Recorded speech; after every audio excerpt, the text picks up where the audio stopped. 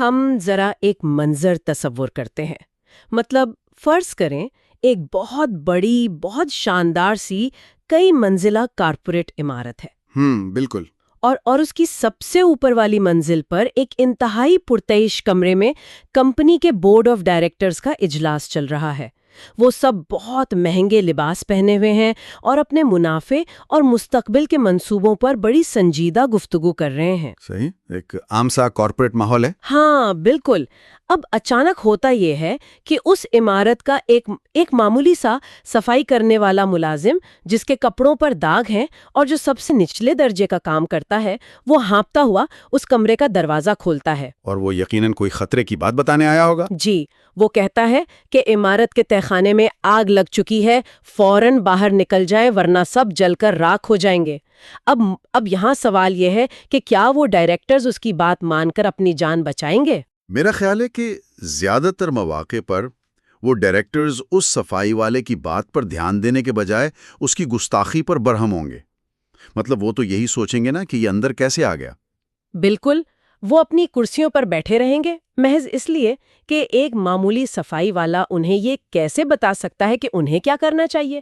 مطلب کیا وہ اس سچائی کو صرف اس لیے مسترد کر دیں گے کیونکہ پیغام لانے والے کا سماجی رتبہ ان کے برابر نہیں تھا؟ یہ ایک بہت ہی چپتا ہوا منظرنامہ ہے، اور بدقسمتی سے انسانی تاریخ گواہ ہے کہ وہ اس بات پر بحث شروع کر دیں گے کہ وہ اس کمرے تک پہنچا کیسے، بجائے اس کے کہ وہ آگ بجھانے کی فکر کریں. یہی تو.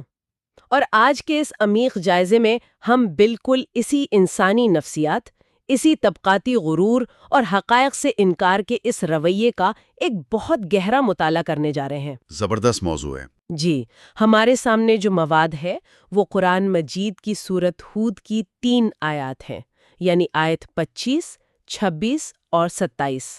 بظاہر یہ حضرت نوح کی جانب سے اپنی قوم کو دی گئی تنبیہ اور اس کے جواب میں قوم کے با اثر افراد یعنی اشرافیہ کے رد عمل کا ایک تاریخی واقعہ ہے.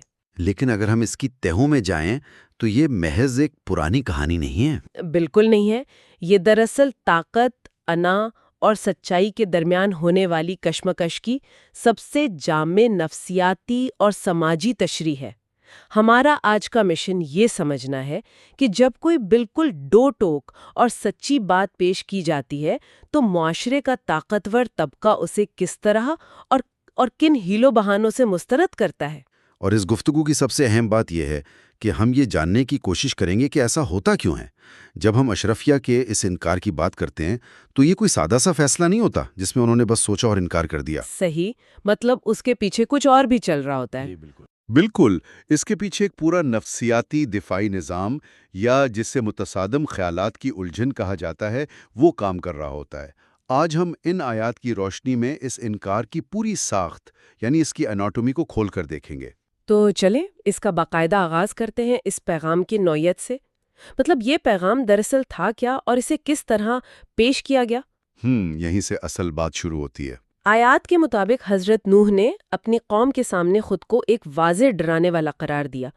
عربی متن میں اس کے لیے نذیر مبین کے الفاظ استعمال ہوئے ہیں.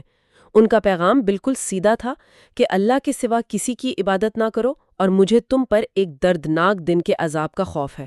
صحیح. اب یہاں جو چیز مجھے سب سے زیادہ متوجہ کرتی ہے وہ اس پیغام کی سادگی اور اس کا بے لاگ ہونا ہے. اس میں کوئی فلسفیانہ الجھاؤ نہیں تھا، کوئی پیچیدہ اصطلاحات نہیں تھیں. بالکل. اور یہ جو آپ نے نذیر مبین یا واضح ڈرانے والی کی بات کی نا، یہیں سے اصل تنازع کی بنیاد پڑتی ہے.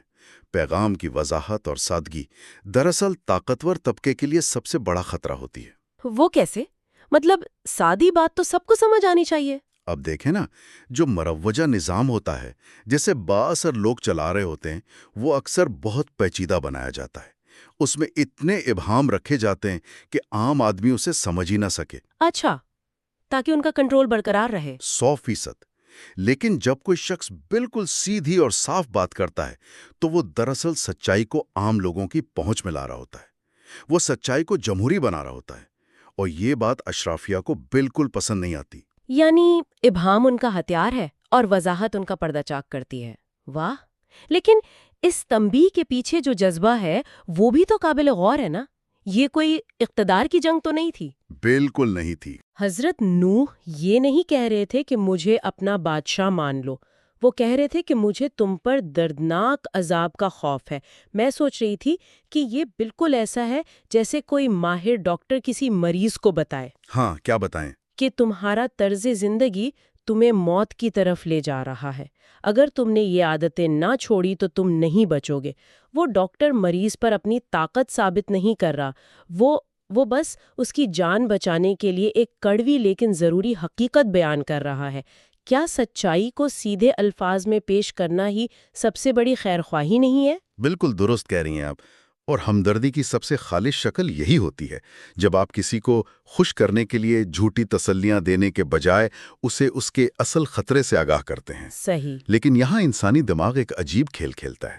جب پیغام اس قدر واضح اور دو ٹوک ہو کہ اس پر منطقی بحث کی گنجائش ہی نہ رہے، تو وہ لوگ جن کے مفادات اس پیغام سے ٹکراتے ہیں وہ کیا کرتے ہیں؟ وہ کیا کرتے ہیں؟ وہ یقیناً کوئی اور راستہ نکالتے ہوں گے۔ جی، وہ پیغام کے متن سے ہٹ کر پیغام دینے والے کی ذات پر حملہ آور ہو جاتے ہیں۔ اور بس یہیں سے اس کہانی کا وہ رخ شروع ہوتا ہے جو آج کے دور میں بھی ہمیں ہر طرف نظر آتا ہے۔ جب پیغام کی منطق پر حملہ کرنا ممکن ہو گیا تو قوم کے سرداروں نے میدان جنگ ہی تبدیل کر لیا۔ بالکل، انہوں نے موضوع ہی بدل دیا۔ انہوں نے کہا کہ ہم تمہاری بات پر کیوں غور کریں، تم تو ہمارے جیسی ایک انسان ہو۔ آیت کے مطابق انہوں نے کہا بشرا مثلنا، یعنی ہم تو تمہیں اپنے جیسا ہی ایک انسان دیکھتے ہیں۔ اب مجھے یہاں ایک بات پر شدید الجھن ہوتی ہے اور میں اس دلیل کی بنیاد کو چیلنج کرنا چاہتی ہوں۔ جی بتائیے، کیا الجھن ہے؟ یہ جو معاشرہ ہے وہ ہمیشہ اپنے رہنماؤں یا سچائی لانے والوں سے مافوق الفطرت ہونے کی توقع کیوں کرتا ہے؟ یعنی کیا یہ بات زیادہ منطقی اور عقل کے مطابق نہیں ہے کہ انسانوں کی رہنمائی ایک انسان ہی کرے؟ بالکل، تاکہ وہ ایک عملی نمونہ بن سکے۔ ہاں نا، اگر کوئی فرشتہ آسمان سے اتر کر انہیں سیدھا راستہ دکھاتا تو وہ کہہ سکتے تھے کہ بھئی یہ تو فرشتہ ہے، اس میں تو انسانی کمزوریاں اور جذبات ہیں ہی نہیں، ہم اس کی طرح کیسے بن سکتے ہیں؟ کسی کا ہمارے جیسا انسان ہونا اس کی نااہلی کی دلیل کیسے بن گیا؟ کیا یہ اعتراضی سرے سے غیر منطقی نہیں ہے؟ آپ کا یہ سوال بالکل بجا ہے، اور اس کا جواب ہمیں ان سرداروں کی نفسیات کے بالکل اندر لے جاتا ہے۔ دیکھیں، اشرافیہ دراصل کسی فرشتے یا مافوق الفطرت ہستی کا انتظار نہیں کر رہی تھی۔ تو پھر وہ کیا چاہ رہے تھے؟ یہ محض ایک بہانہ تھا۔ اصل مسئلہ یہ تھا کہ وہ برابری کو قبول کرنے سے خوف زدہ تھے۔ جب ایک طاقتور، دولت مند اور معاشرے کا سب سے با اثر شخص کسی ایسے شخص کی بات مان لے جو ظاہری طور پر بالکل اسی کے جیسا ایک عام انسان ہے، تو اس کا مطلب کیا ہوتا ہے؟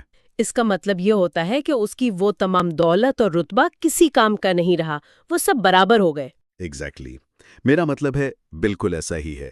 اس کا مطلب یہ ہے کہ انسانوں کی فضیلت اور برتری کا جو پیمانہ انہوں نے بنایا ہوا ہے، یعنی دولت، طاقت اور اثر و رسوخ، وہ پیمانہ ہی غلط ہے۔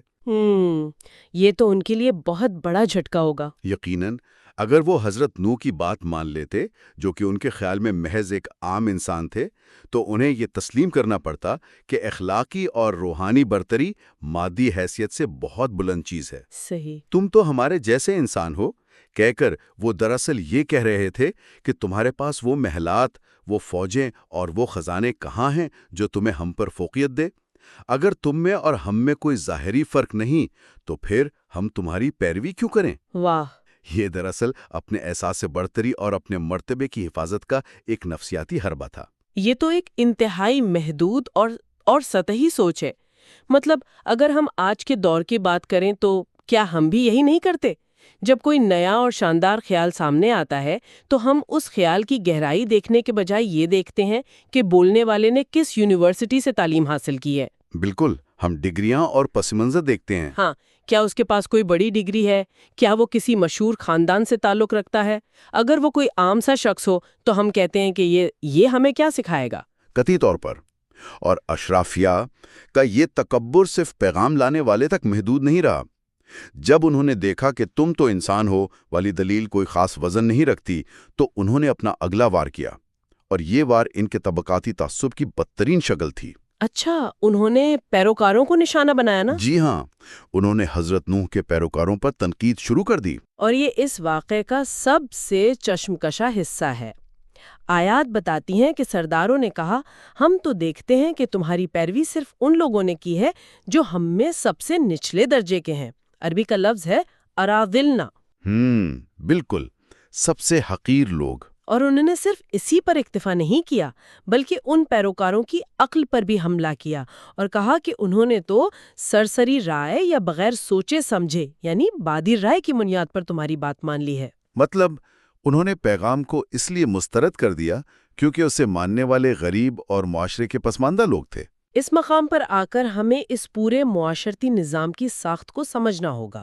ہمیں یہ دیکھنا ہوگا کہ ایسا کیوں ہوتا ہے کہ کوئی بھی سچی اور انقلابی آواز سب سے پہلے معاشرے کا پسا ہوا طبقہ ہی کیوں سنتا ہے؟ یہ واقعی ایک اہم سوال ہے۔ اور کیوں طاقتور طبقہ اسے مسترد کرتا ہے؟ کیا غریب لوگ زیادہ ذہین ہوتے ہیں؟ میں یہ تو نہیں کہوں گی کہ ذہانت کا تعلق دولت سے ہے، لیکن مفادات کا تعلق ضرور ہے۔ بالکل درست مقام پر انگلی رکھی آپ نے۔ معاملہ ذہانت کا نہیں ہے بلکہ وابستہ مفادات کا ہے۔ معاشرے کا جو نچلا یا پسماندہ طبقہ ہوتا ہے نا، ان کا اس ظالمانہ اور استحصال پر مبنی نظام میں کوئی فائدہ نہیں ہو رہا ہوتا۔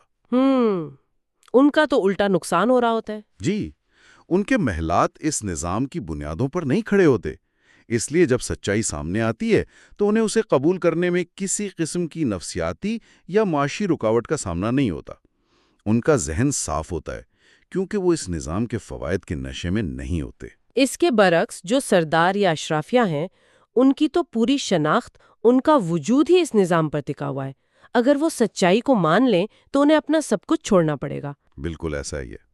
لیکن یہاں مجھے اشرافیہ کی اس چالاکی پر حیرت ہوتی ہے کہ انہوں نے اس جلدی قبول کر لینے کو کیسا رنگ دیا۔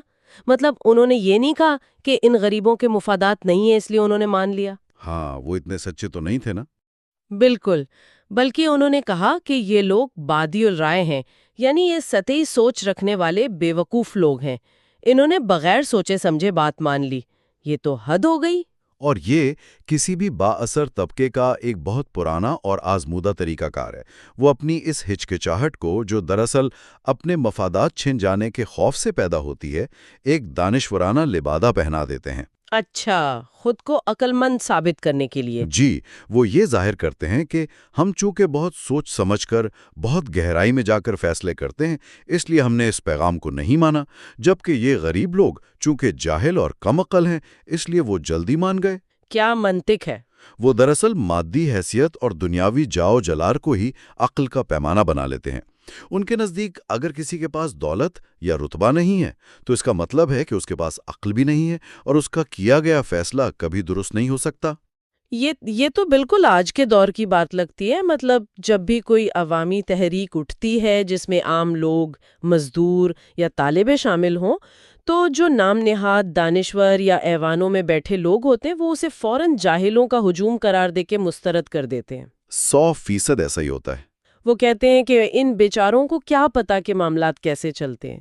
یعنی جب آپ کے پاس حقائق کا جواب نہ ہو تو آپ سچ بولنے والے کے ساتھ کھڑے لوگوں کی غربت اور ان کی سماجی حیثیت کا مذاق اڑانے لگتے ہیں۔ یہ تو سراسر فرار ہے۔ اور یہ رویہ اس بات کا ثبوت ہے کہ ان سردانوں کے پاس کوئی ٹھوس دلیل بچی ہی نہیں تھی۔ جب انسان منطق کے میدان میں ہار جاتا ہے تو وہ ذاتیات پر اتر آتا ہے۔ بالکل۔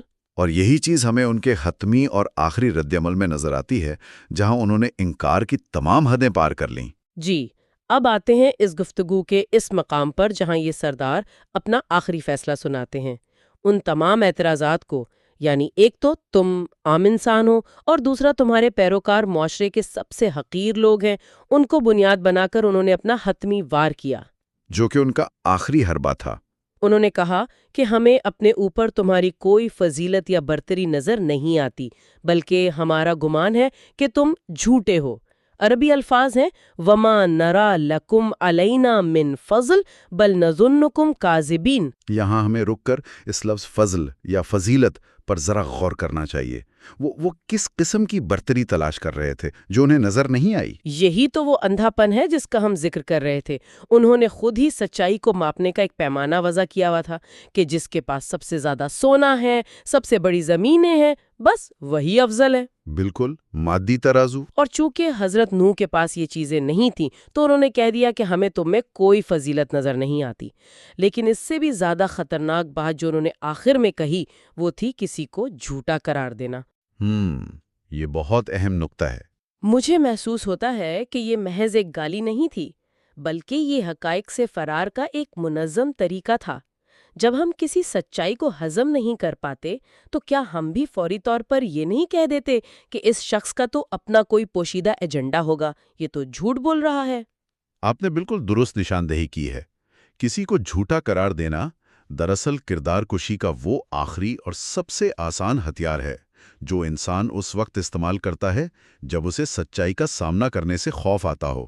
ہاں، وہ فیس نہیں کرنا چاہتے اس سچائی کو۔ یہ ایک طرح کی نفسیاتی پناہگاہ ہے۔ جب آپ کسی شخص کو جھوٹا قرار دے دیتے ہیں تو آپ کا ذہن آپ کو یہ چھوٹ دے دیتا ہے کہ اب آپ کو اس شخص کی کسی بھی دلیل، کسی بھی ثبوت اور کسی بھی بات پر غور کرنے کی ضرورت نہیں ہے، کیونکہ آپ نے اسے پہلے ہی مسترد کر دیا ہے۔ بالکل، کیونکہ ظاہر ہے ایک جھوٹے شخص کی بات پر کون غور کرتا ہے؟ یعنی پورا بورڈ ہی الٹ دینے والی بات ہے۔ کھیل کے اصولوں پر بات کرنے کے بجائے تم نے کھیل کو ہی ماننے سے انکار کر دیا۔ بالکل۔ اشرافیہ کے اس دیکھنے کے پیمانے یا ان کے زاویہ نگاہ میں اتنی خرابی پیدا ہو چکی تھی کہ وہ خالص اخلاقی، روحانی اور منطقی برتری کو دیکھنے کی صلاحیت سے ہی محروم ہو چکے تھے۔ وہ نابینا ہو چکے تھے اپنی انا میں۔ جی، چونکہ وہ ایک ایسی زبان بول رہے تھے جو خالصتاً مادیت کی تھی، اس لیے ایک غیر مادی اور سچے پیغام کو سمجھنا ان کے بس کی بات ہی نہیں رہی تھی۔ ان کی انا نے ان کی آنکھوں پر ایک ایسی پٹی باندھ دی تھی جس کے پار انہیں کچھ سجھائی نہیں دے رہا تھا۔ واہ!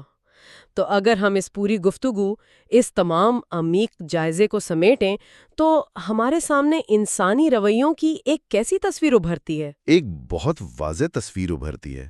ہاں، آج کے اس تجزیے اور فراہم کردہ آیات سے یہ بات بالکل شیشے کی طرح صاف ہو گئی ہے کہ ایک خالص سچائی، ایک بالکل واضح تنبیہ اور ایک ہمدردانہ پیغام کو معاشرے کے طاقتور لوگ کس طرح اپنے تکبر کی بھینٹ چڑھا دیتے ہیں۔ بالکل۔ انہوں نے یہ نہیں دیکھا کہ بات کیا کہی جا رہی ہے، بلکہ انہوں نے یہ دیکھا کہ بات کون کہہ رہا ہے اور اس کے پیچھے کون لوگ کھڑے ہیں۔ انہوں نے پیغام کی سچائی کو نہیں پرکھا، بلکہ اپنے مفادات اور اپنے مروجہ نظام کو خطرے میں دیکھ کر حق کو ہی جھٹلا دیا۔ اور یہی اس واقعے کا وہ پہلو ہے جس کا اطلاق کسی ایک مخصوص دور تک محدود نہیں ہے۔ ہمیں یہ بات گہرائی سے سمجھنی چاہیے کہ سچائی کو پرکھنے کا معیار کسی بھی دور میں مادی حیثیت، ظاہری رکھ رکھاؤ یا پیروی کرنے والوں کا سماجی رتبہ نہیں ہو سکتا۔ حق اور سچ خود اپنی ذات میں مکمل، آزاد اور طاقتور ہوتا ہے۔ اس سے کوئی فرق نہیں پڑتا کہ اسے پیش کرنے والا کوئی عام سا انسان ہے یا اس کی حمایت کرنے والے معاشرے کے پسماندہ ترین لوگ ہیں۔ ہاں، سچ تو سچ ہی رہتا ہے۔ بالکل، سچائی کسی کی محتاج نہیں ہوتی، نہ ہی اسے تسلیم کیے جانے کے لیے کسی شاہیانہ تکلفات کی ضرورت ہوتی ہے۔ جو معاشرہ سچائی کو بولنے والے کے کپڑوں یا اس کے بینک بیلنس سے ناپنے لگتا ہے، وہ معاشرہ دراصل فکری زوال کا شکار ہو جاتا ہے۔ جی، یہ بہت ہی زبردست اور فکر انگیز نتیجہ اخذ کیا ہے آپ نے۔ سچائی کو واقعی کسی پروٹوکول کی ضرورت نہیں ہوتی۔ تو اس سے پہلے کہ ہم آج کی اس فکری نشست کو اختتام کی طرف لے جائیں، ذرا ہم شروعات میں دی گئی اس کارپوریٹ عمارت اور صفائی والے ملازم کی تشبیہ کی طرف واپس چلتے ہیں۔ جی، وہ آگ لگنے والی مثال۔ ہاں، ہم نے بات کی تھی کہ آگ لگنے کی خبر لانے والے کو محض اس کی ظاہری حیثیت کی وجہ سے جھٹلا دیا گیا۔ اب ذرا اسے آج کے اس دور میں رکھ کر دیکھیے۔ اچھا۔ ہم ایک ایسی دنیا میں رہتے ہیں جو بظاہر بہت ترقی یافتہ ہے، جہاں انسانی حقوق کی باتیں ہوتی ہیں اور جو خود کو بہت روشن خیال سمجھتی ہے۔ لیکن فرض کریں اگر آج کے دور میں انسانیت کو درپیش کسی سب سے بڑے خطرے، مثلاً ماحولیاتی تبدیلی یا عالمی جنگ کی تباہی کا کوئی حتمی حل، کوئی کڑوی مگر بچاؤ کی واحد سچائی دنیا کے کسی سب سے پسماندہ، غریب اور غیر معروف خطے کے لوگوں کی طرف سے پیش کی جائے، تو کیا ہوگا؟ تو کیا آج کا یہ جدید اور مہذب معاشرہ اس سچائی کو سننے کی صلاحیت رکھتا ہے؟ کیا ہم واقعی اتنے کھلے ذہن کے ہو چکے ہیں کہ پیغام کو پیغام دینے والے کی حیثیت سے الگ کر کے دیکھ سکیں؟ یہ ایک بہت مشکل سوال ہے۔ یا پھر کیا ہماری آج کی یہ جدید اور نام نہاد پڑھی لکھی اشرافیہ بھی اپنے مخصوص ذہنی خول اور طبقاتی غرور میں ہزاروں سال پہلے کے ان سرداروں کی طرح اس سچائی کو محض اس لیے جھٹلا دے گی کیونکہ اسے پیش کرنے والے ہمارے جیسے نظر نہیں آتے؟ بہت گہری بات ہے یہ۔ ہمیں ضرور سوچنا چاہیے اس پر۔ یہ وہ چبھتا ہوا سوال ہے جس کا جواب ہم سب کو اپنے اندر تلاش کرنا چاہیے۔ آج کے اس عمیق جائزے میں بس اتنا ہی، اس امید کے ساتھ کہ اگلی بار جب کوئی سچائی سامنے آئے تو اس کا فیصلہ مادی ترازو پر نہیں کیا جائے گا۔ سننے والوں کی توجہ کا بہت شکریہ۔